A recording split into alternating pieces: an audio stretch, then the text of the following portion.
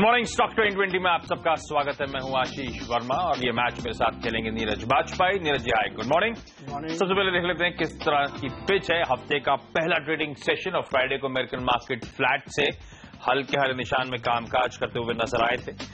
In fact बड़ा turbulent उतार चढ़ाव भरा बीता हफ्ता था, तो उसके हाथ से तो कहना चाहिए फ्राइडे एक कंसोलिडेशन का दिन था। कच्चे तेल के मार्केट में जिस तरह से उछाल देखने को मिल रहा है, कुछ हद तक कहना चाहिए उसका फायदा था। अमेरिकी आंकड़े जो आ रहे हैं अर्थव्यवस्था के, वो लगातार स्ट्रांग है, लेकिन फेड की तरफ से बड़े मिक्स सिग्नल्स हैं, जिसके चलते थोड़ा सा कॉशियस ट्रेड्स देखने को मिल रहे हैं। यूरोप में भी हमने देखा वॉलेटाइल सेशन था, इन्वेस्टर्स अपना माइंड शायद नहीं बना पा रहे। जर्मनी के मार्केट्स लाल निशान में, लंदन के मार्केट्स में तो इनफैक्ट ऑलमोस्ट 1% का उछाल था। और एशिया में हम देख रहे हैं थोड़ा सी सॉफ्ट शुरुआत होती हुई, निकई आपकी स्क्रीन पर लाल निशान में, और इनफैक्ट ज्यादातर एशियन मार्केट्स आज हल्के लाल निशान में कामकाज करते हुए। एक तो क्योंकि फेड के जिस तरह के स्टेटमेंट्स आए उसको लेकर कॉशियसनेस है, और मेरे ख्याल से चीन को लेकर ऑब्वियसली इस हफ्ते की शुरुआत में थोड़े से इन्वेस्टर्स या ट्रेडर्स कॉशियस होते हुए। नीरज जी, ऐसे में रणनीति क्या होगी? लगता है थोड़ा वीकनेस के साथ ही ट्रेड होगा। जिस तरीके से फ्राइडे को भी आपने देखा होगा कि जो बढ़त थी वो धीरे धीरे शेड हो गई थी, और ऐसा लगता है कि यहाँ पे वीकनेस अभी और बनेगी। डाउ जोन्स पे अगर आप देखें तो वहाँ पे भी वीकनेस के संकेत ही दिखाई दे रहे हैं। और रेट कट वाली बात जो है वो ऐसा लगता है कि शायद जो वहाँ के जो डेटा पॉइंट्स है सजेस्ट कर रहे हैं कि कट हो सकता है, ज्यादा संभावना होने की है। बहरहाल इन क्यूज के बीच में ऐसा लगता है कि यहाँ पे वीकनेस के साथ ज्यादा ट्रेड होगा, तो एक मिक्स टीम रखना ज्यादा बेटर होगा, क्योंकि कहीं कहीं लॉन्ग करने की अपॉर्चुनिटीज होंगी। आशीष, बिल्कुल मिक्स कामकाज करने का मूड है। कई सारे स्टॉक्स पसंद आ रहे हैं जहां पे हम खरीदारी करना चाहते हैं, लेकिन जिस तरह से पोजीशंस बिल्डअप हो रही हैं उनको देखते हुए कुछ स्टॉक्स में हमने बिकवाली करने की सलाह दी है। वैसे भी कॉशियस रहने का समय है। अच्छा स्मार्ट रिकवरी तमाम इक्विटी मार्केट्स ने दिखाई है। हमें लगता है शायद भारतीय बाजार आज कॉशियस, जो सिमिलर मूव जो हमने फ्राइडे को देखे थे ग्लोबल इक्विटी मार्केट्स में, कॉशियसनेस के साथ ट्रेड दोनों तरफ शायद बाजार मौके आपको देंगे। उसी रणनीति में हम आज उतरना चाहेंगे। दोनों तरफ के मौके होंगे, खरीदारी और बिकवाली दोनों की सलाह। ये जी शुरुआत कहां से? शुरुआत आइडिया और भारतीय एयरटेल के साथ करेंगे। और सेलेक्टर्स को लगता है कि इन्होंने जो डेटा के रेट्स बढ़ाए 10% तक दिल्ली सर्किल में, काफी सिग्निफिकेंट है। सबसे बड़ा सर्किल है देश का, और उसके हिसाब से अगर आप देखें तो डेटा में आपने देखा होगा पिछले एक साल में लगातार इंक्रीज हुए हैं उसके रेट्स, और वो एक बड़ा ट्रिगर है, क्योंकि अब टेलीकॉम कंपनियों के लिए वॉइस उतना बेहतरीन बिजनेस नहीं रह गया जितना डेटा है, और डेटा में लगातार रेट बढ़ रहे हैं। वो एक बड़ा सिग्निफिकेंट है। आप क्वार्टरली रिजल्ट्स भी अगर आप देखेंगे इन कंपनियों के, तो डेटा से ही ग्रोथ ड्राइव होती हुई दिख रही है। तो सेक्टर्स को लगता है कि इस खबर के चलते इन दोनों ही स्टॉक्स में आज आपको देखने को तेजी मिलेगी। भारतीय वैसे भी अपने ऊपरी स्तरों से काफी ज्यादा करेक्ट हुआ, इसमें बहुत ज्यादा शॉर्ट्स बिल्ट हुए थे, वो ईज ऑफ होते हुए दिखेंगे। शॉर्ट एंड वाइंडिंग आपको दिखेगी। 373 से 75 के बीच का कहीं लक्ष्य बनाते हुए भारतीय एयरटेल में खरीदारी करके चले। आइडिया में भी सिमिलर केस है, इसने भी अपने डेटा रेट्स बढ़ाए, तो यहाँ पे भी सेक्टर्स को लगता है कि एक अच्छी तेजी गुंजाइश बनती है। 161-162 तक के लक्ष्य आइडिया सेलर के लिए होंगे। शुरुआत चुनिंदा मिड कैप स्टॉक्स हैं जहां पे हमारे एक्सपर्ट्स मानते हैं खरीदारी करने के शायद मौके होंगे इस समय ट्रेडिंग के लिए आज से। लेकिन स्मार्ट मूव्स हों तो ट्रेडिंग स्टॉप लॉस के साथ आप फर्दर गेन्स के इनकाउंटर्स में अप्रोच करें। एक तो सद्भाव इंजीनियरिंग, हालांकि नोन स्टोरी है। आज इसकी जो आम है सद्भाव इंफ्रा प्रोजेक्ट्स, उसका आईपीओ खुलने वाला है। स्ट्रॉन्ग रिस्पॉन्स ध्यान रखें एंटिसिपेटेड है। इनफैक्ट ओवर द वीकेंड जो खबरें आई थी कि एंकर बुक में एंकर इन्वेस्टर्स चेक इन करते हुए 210 करोड़ रुपए के आसपास उस कंपनी ने जुटा लिया है एंकर इन्वेस्टर्स के जरिए। और मार्की नेम्स हैं HDFC mutual fund, Tata mutual fund, Nomura, Morgan Stanley, Tata AIA, SBI mutual fund, इन सब ने यहाँ पे तगड़े चंक्स उस कंपनी के खरीदे हैं जो IPO ला रही है। सद्भाव अपने रीसेंट हाई सॉफ्टवेयर अच्छे खासे करेक्शन के साथ कामकाज कर रहा है। इनफैक्ट कई सारे लोगों की इस आईपीओ की वैल्यू अनलॉकिंग, आईपीओ की फ्रेश इशू भी होगा और पुराना स्टेक भी कुछ बेचा जाएगा, तो ऑफर फॉर सेल भी होगा। इस आईपीओ के जरिए वैल्यू अनलॉकिंग पोटेंशियल तो होगा ही होगा, लेकिन उससे पहले भी कईयों को सद्भाव वैसे भी बिजनेस वाइज फंडामेंटली काफी पसंद आ रहा था, तो ये वैल्यू अनलॉकिंग तो एक एडेड अट्रैक्शन हो सकता है इस कंपनी के सामने। हमें लगता है जब हम इनफैक्ट कह रहे हैं कि आज थोड़ा सा वॉलेटाइल सेशन हो सकता है, उसके बावजूद देखिए इंफ्रा कंपनी के साथ शुरुआत करी है हमने। हमें लगता है आज स्मार्ट मूव्स होंगे। फ्राइडे को भी हरे निशान के साथ ही काउंटर कामकाज कर रहा था, आज हमें लगता है 320 तक के लेवल्स तक यहाँ पे अप्रोच करना चाहिए। रडार पे रखें, शायद अच्छे मूव्स ये कंपनी दे सकती है। गोदरेज ग्रुप एंटिटी, आदि गोदरेज से बीते हफ्ते हमने बात भी करी थी, बड़े कॉन्फिडेंट साउंड कर रहे थे। हालांकि वो गोदरेज कंज्यूमर की हमने बात करी थी, आज हम गोदरेज इंडस्ट्रीज को उतार रहे हैं यहाँ पे पोर्टफोलियो में। हमें लगता है इस काउंटर में खरीदारी करके चलें। एक वीकेंड में डेवलपमेंट बड़ा इंटरेस्टिंग है, एस्टेक लाइफ साइंसेज, जो कि एक और लिस्टेड एंटिटी है, उसमें गोदरेज मेजॉरिटी होल्डिंग एक्वायर करेगा, यानी कि Godrej industries majority holding acquire करेगी। ये गोदरेज एग्रोवेट के जरिए होगा, जो कि गोदरेज इंडस्ट्रीज के अंतर्गत आती है, तो गोदरेज एग्रोवेट एक्वायर करता हुआ नजर आएगा। फ्राइडे की प्राइस थी मेरे ख्याल से 242 रुपीज के आसपास की, ये सौदा हो रहा है 190 रुपए पर शेयर पे, तो ऑलमोस्ट 22-25% के आसपास के डिस्काउंट पे, तो अट्रैक्टिव लेवल्स पे ये होने वाला है। बैलेंस शीट में इतना दम है जो आसानी से एक्विजिशन होता हुआ नजर आएगा। क्या फायदा होगा? कहा जाता है एस्टेक लाइफ साइंसेज का बड़ा स्ट्रांग पोर्टफोलियो मार्केट पोजीशन है, उसका भरपूर फायदा गोदरेज एग्रोवेट को मिलेगा। जिस तरह की ग्रोथ प्रोस्पेक्ट्स हैं, जिस तरह की कॉम्पिटेटिव पोजीशन है, गोदरेज एग्रोवेट को भरपूर फायदा होगा। तो हमें लगता है गोदरेज इंडस्ट्रीज को अडाप्ट रखें, आज अट्रैक्टिव एक्विजिशन करा है, आज के लिए 380 तक के लेवल तक अप्रोच करें, लेकिन बहुत ज्यादा वोलेटाइल काउंटर हो जाता है कभी कभी गोदरेज इंडस्ट्रीज, तो ट्रेलिंग स्टॉप लॉस के साथ अगर मोमेंटम पॉजिटिव साइड में आता है तो फर्दर गेन्स के लिए आप अप्रोच कर सकते हैं। और इसी के साथ वक्त है हम दोनों की टीम्स के अब डिपेंडेबल खिलाड़ी जानने का।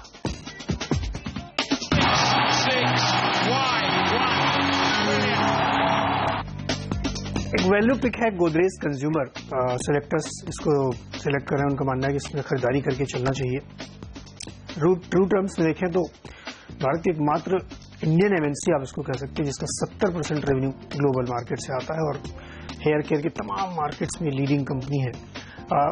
चार्ट में देखेंगे या फंडामेंटल भी देखेंगे तो कंसिस्टेंट परफॉर्मेंस इस स्टॉक ने दिखाया है। बहुत ज्यादा ट्रेडर्स फैंसी नहीं रहता, इसलिए स्टॉक बहुत ज्यादा रडार पर नहीं होता, लेकिन सेक्टर्स को लगता है कि एफएमसीजी में अगर आप प्ले करना चाहते हैं तो एक बेस्ट बेट आपके लिए हो सकती है। बहुत ही जबरदस्त पोर्टफोलियो है, जबरदस्त इन्होंने एक्विजिशंस किए ग्लोबल मार्केट में, उनकी प्रेजेंस लगातार बढ़ रही है, 150 से ज्यादा देशों में इनके प्रोडक्ट सेल हो रहे हैं।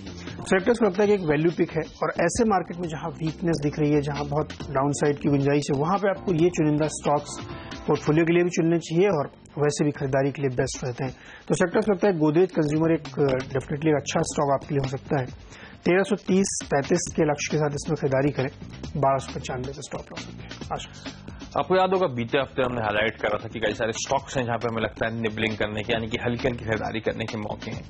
एक ऐसी पॉकेट का स्टॉक है जिसको लेकर तमाम कंसर्न्स वे कर रही हैं अभी भी, लेकिन हमें लगता है वहां पे कुछ सिलेक्टिव स्टॉक सिंगल आउट करके शायद यहाँ पे एक्यूमुलेशन जोन में आ चुके हैं। उनमें से एक है ग्रेफाइट इंडिया। इस कंपनी में हमारे एक्सपर्ट्स मानते हैं शायद खरीदारी करने के मौके ढूंढने चाहिए। ध्यान रखें, लार्जेस्ट इंडियन प्रोड्यूसर है ग्रेफाइट इलेक्ट्रोड्स की, in fact one of the largest globally है। टोटल कैपेसिटी अगर आप देखेंगे तो 40 साल पुराना टेक्निकल एक्सपर्टीज है इस कंपनी की इस इंडस्ट्री में। एक्सपोर्ट्स से ऑलमोस्ट 50% के आसपास रेवेन्यूज हैं, 50% डोमेस्टिक मार्केट से कंपनी क्लॉक करती है। तो एक स्मार्ट डाइवर्सिफाइड बिजनेस मिक्स है इस कंपनी का जोग्राफिकली वाइज। इंटरेस्टिंग है, ये कंपनी छोटी मोटी नहीं, ऑलमोस्ट मेरे ख्याल से 1300-1400 करोड़ रुपए के आसपास का मार्केट कैप है इस कंपनी का और अपने रीसेंट लोज के आसपास कामकाज कर रही है। वैसे पूरे पैक की पिटाई हुई तो ग्रेफाइट इंडिया ऑब्वियसली छूता नहीं रहा है। साल के हाईज 113 रुपए के आसपास थे, अभी काउंटर 68 के आसपास कामकाज कर रहा है। इनफैक्ट इस महीने में ही हमने देखा है 82 रुपए के आसपास के हाईज लगाए थे, तो वहां से भी ऑलमोस्ट 14-15 रुपए आसपास नीचे कामकाज हो रहा है। तो ये स्टॉक अट्रैक्टिव लगता है इन लेवल्स के आसपास। ध्यान रखें, बीते एक दशक में इंडस्ट्री जो है इलेक्ट्रोड्स की काफी दिक्कतें झेलती हुई नजर आई थी। कई सारी कंपनीज ने लॉसेस लॉक करे थे, लेकिन ये कंपनी इसकी कॉम्पिटिटिव एज इस बात से पता चलती है कि चुनिंदा कंपनीज थी जो लगातार प्रॉफिट्स क्लॉक कर रही थी या फिर जिनके हालात में कमजोरी इतनी नहीं देखने को मिली थी। कंसिस्टेंटली प्रॉफिटेबल रहा था एक बिजनेस और कई बार उस ब्रांड डिविडेंड्स भी डिक्लेयर करती हुई नजर आई थी। तो बेहद रोबस्ट बिजनेस मॉडल है इस कंपनी का। प्रमोटर्स का 65% स्टेक है इस कंपनी में और जैसे मैं कह रहा था इंडस्ट्री के हालात कमजोर है। FY15 में प्रॉफिटेबिलिटी में प्रेशर आया था इस कंपनी के, लेकिन मैं पहले क्वार्टर के बाद नंबर्स देख रहा था FY16 के, प्रॉफिट 14 करोड़ से बढ़कर ऑलमोस्ट 16.5 करोड़ रुपए के आसपास पहुंचे हैं। तो अब प्रॉफिटेबिलिटी में एक इंप्रूवमेंट देखने को मिल रहा है, जो अच्छे साइंस है। कैपेसिटी यूटिलाइजेशन ऑलमोस्ट 70% पे अभी प्लांट्स का है। चाइना से जो एंटी डंपिंग ड्यूटी लगाने की बात है, मेक इन इंडिया जो इनिशिएटिव्स लिए जा रहे हैं, हमें लगता है आउटलुक सुधार देखने को मिलेगा। लेकिन जिस स्पेस में चाइना को लेकर जो कंसर्न है शायद वे करेंगे, इसलिए मैंने कहा निबलिंग करें, खरीदारी करने के मौके एक काउंटर दे रहा है। आज के लिए 73 तक के लेवल्स तक यहाँ पे अप्रोच किया जा सकता है, लेकिन कॉशियस रहना होगा क्योंकि मेटल स्पेस है, कितनी डाउन साइड है ये कहना बड़ा मुश्किल है। छोटा सा ब्रेक के बाद हम दोनों टीम्स के मिडिल ऑर्डर के खिलाड़ियों पे फोकस।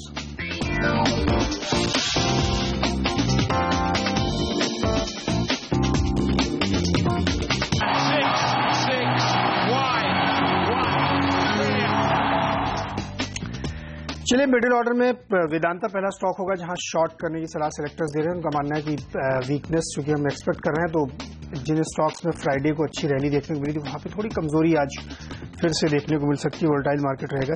90 रुपए का लक्ष्य लेते हुए इसमें बिकवाली करें। 98-99 के आसपास स्टॉप लॉस रख सकते हैं। सन फार्मा और वोकहार्ट ये भी दो स्टॉक होंगे जहां शॉर्ट करके चलिए। दवा रिकॉल करने की एक बात आई है, तो आप इन दोनों ही स्टॉक्स को देखिए तो लगातार किसी न किसी मुसीबत में, किसी न किसी परेशानी में फंसते रहते हैं और इसीलिए ये परफॉर्म नहीं कर पा रहे हैं। खासतौर पर सन फार्मा को आप देखिए, जब से वो स्टेक बेचा था डाइची ने, उसके बाद से स्टॉक 850 से 915 की रेंज में चल रहा है और लगातार इसमें डाउनसाइड का प्रेशर बना था। जब भी ये ऊपर 900 के ऊपर जाता है इसमें ह्यूज सेलिंग प्रेशर होता है और यही वजह है कि सन फार्मा परफॉर्म नहीं कर पा रहा। और अब इस तरह की लगातार जो खबरें आती हैं उससे और प्रेशर बनता है। 865 के लक्ष्य के साथ सन फार्मा में शॉर्ट करके चलें। वोकहार्ट में भी बिकवाली करें क्योंकि यहाँ पे भी वोलेटिलिटी की पूरी उम्मीद है। इन्होंने भी एक दवा रिकॉल करी है। 1310 का लक्ष्य वोकहार्ट के लिए होगा। 1360 के स्टॉप लॉस होते हैं। आशीष, सबसे पहले खरीदारी करने की सलाह होगी। ऑयल इंडिया पहला काउंटर है मिडिल ऑर्डर में, जिसमें हमारे एक्सपर्ट्स मानते हैं खरीदारी करके चलें। तकरीब पिटाई हुई है ऑब्वियसली इन तमाम अपस्ट्रीम कंपनीज की। ऑयल इंडिया छूता नहीं रहा है। बहुत सिग्निफिकेंट करेक्शन देखा है कच्चे तेल की प्राइसेस के चलते, तो वो सेंटिमेंटल पॉजिटिव तो कच्चे तेल से ही आ रहा है। इसलिए हमने देखा था फ्राइडे को उछाल था जब कच्चा तेल 10% उछाल दिखा रहा था। इनफैक्ट फ्राइडे के सेशन में भी मेरे ख्याल से नामेक्स तो अब ऑलमोस्ट $45, ब्रेंट $49 के आसपास उछलता हुआ नजर आया है। हमें लगता है उसका फायदा।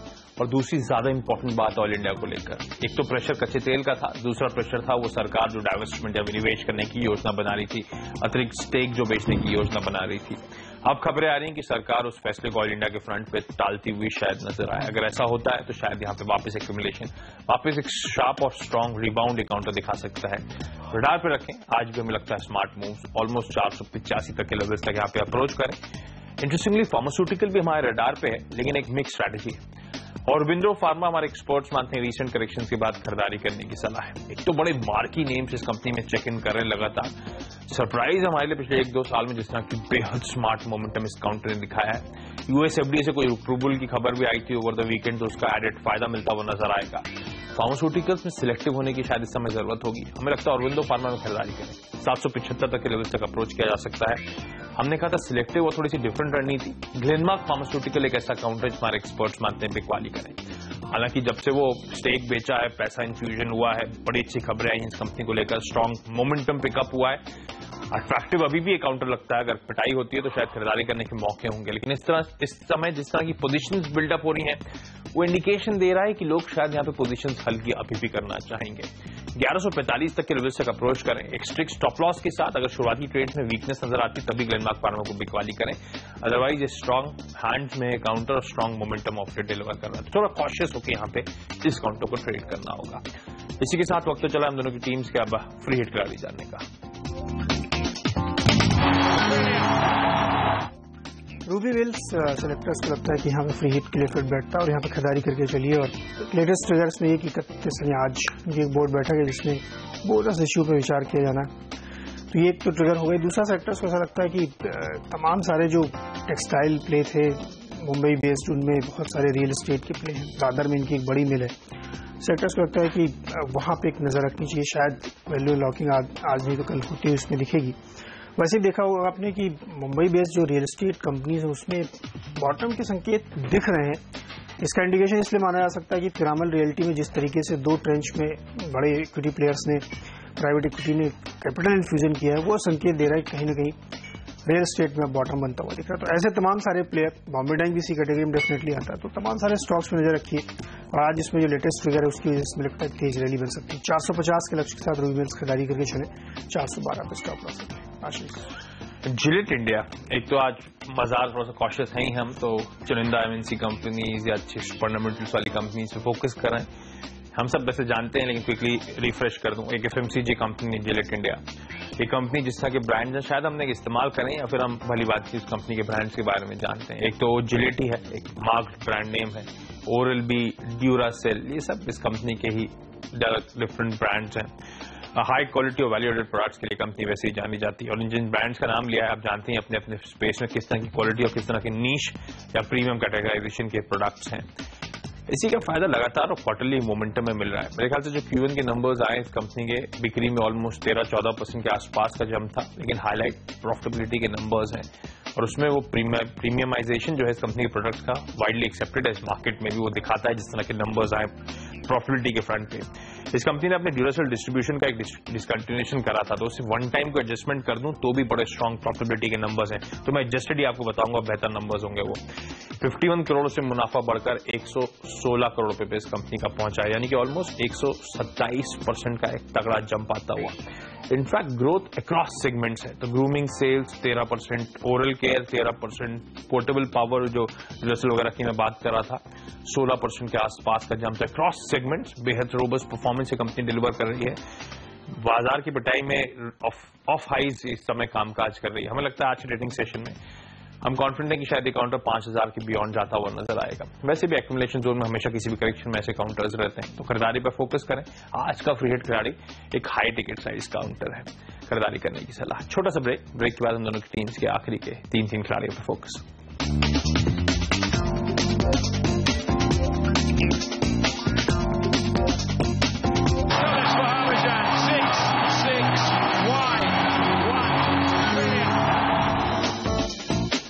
ब्रेक के बाद आपका स्वागत है और वक्त आखिरी के 3 खिलाड़ी जानने का। मैंने शुरुआत में कहा था टीम बैलेंस्ड होगी, खरीदारी और बिकवाली करने की सलाह दोनों होने वाली है और अब तीनों ही सलाह बिकवाली करने की है।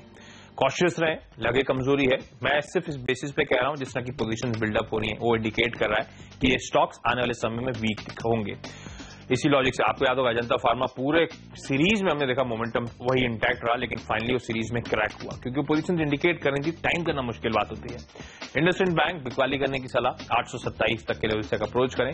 अपने पीएस से मुकाबले तो बेहद रेजिलियंट रहा है, लेकिन ऑफ लेट बड़ा तगड़ा करेक्शन इंडसइंड बैंक में देखने को मिल रहा है। हम मान रहे हैं वो करेक्शंस कंटिन्यू होते हुए शायद नजर आए। रिलायंस इंफ्रा, हालांकि एडीएजी पैक की कोई भी कंपनी तो वैसे भी रैंक अंडर परफॉर्मर रही है, लेकिन इसमें जिस तरह का बिल्डअप है आने वाली सीरीज में वो दिखा रहा है लगातार कि ये स्टॉक शायद और भी वीक होता हुआ नजर आएगा और शायद कंसिडरेबल वीकनेस देखने को मिले। उस लिहाज से हमें लगता है धीरे धीरे यहाँ पे और करेक्शन गिरा सकता है। रडार पे रखें इस काउंटर को। एनडब्ल्यूएस रियल एस्टेट, लेकिन जिस तरह का मोमेंटम है आपको बेहद कॉशियस होना पड़ेगा। हालांकि लग रहा था जिस तरह का मोमेंटम आया था कि वो हल्का होता हुआ नजर आएगा। बड़ी शॉर्ट कवरिंग का सहारा मिला था बीटी सीरीज के एकदम फैग एंड में, आखिरी में। हमें लगता है इस काउंटर में अभी भी बिकवाली करने के मौके हैं, लेकिन बहुत वोलेटाइल है, तो स्टिक स्टॉप लॉस और इनफैक्ट अगर वीकनेस ट्रेड में देखने को मिले तब इस पोजीशन को इनिशिएट करें। पहला टारगेट होगा हमें लगता है 61 का, हमें लगता है, लेकिन इस काउंट में और सिग्निफिकेंट वीकनेस शायद आ सकती है। नीरज जी आखिरी के 3 खिलाड़ी केन इंडिया और ओएनजीसी, ये दोनों ही खरीदारी करके चले। फ्राइडे को भी हमने आपको सजेस्ट किया खरीदारी करिए और बेस्ट परफॉर्मर थे। और अभी भी जिस तरीके से क्रूड में फिर से $6 की तेज बढ़त, 6% की तेज बढ़त देखने को मिली और $50 के आसपास ट्रेड कर रहा है। डेफिनेटली आज भी हमें लगता है कि इन दोनों ही काउंटर में ओएनजीसी में 251 का लक्ष्य हासिल होता हुआ दिखेगा और केन इंडिया में भी एक अच्छी बढ़त फ्राइडे को देखने को मिली, तो आज भी 151 के आसपास का टारगेट लेते हुए लॉन्ग पोजीशन बनाए। लेकिन बीपीसीएल के अगेंस्ट में शॉर्ट करना चाहिए क्योंकि क्रूड में लगातार बढ़त और डॉलर में मजबूती दोनों ही स्टॉक के लिए नेगेटिव है और अब प्राइस रीजन का फिर से टाइम आ गया तो एक प्रेशर रहेगा। बिहार के चुनाव है वो भी एक दबाव रहेगा। 848 का लक्ष्य लेते हुए यहाँ पे शॉर्ट पोजीशन बना के चलें। इसी के साथ आशीष और मुझे इजाजत दी, लेकिन आप कहीं मत जाइए। ब्रेक के तुरंत बाद लेके आ रहे हैं मार्केट काउंटडाउन और सीएनबीसी बाजार पे लाएंगे मॉर्निंग टिकर। नमस्कार।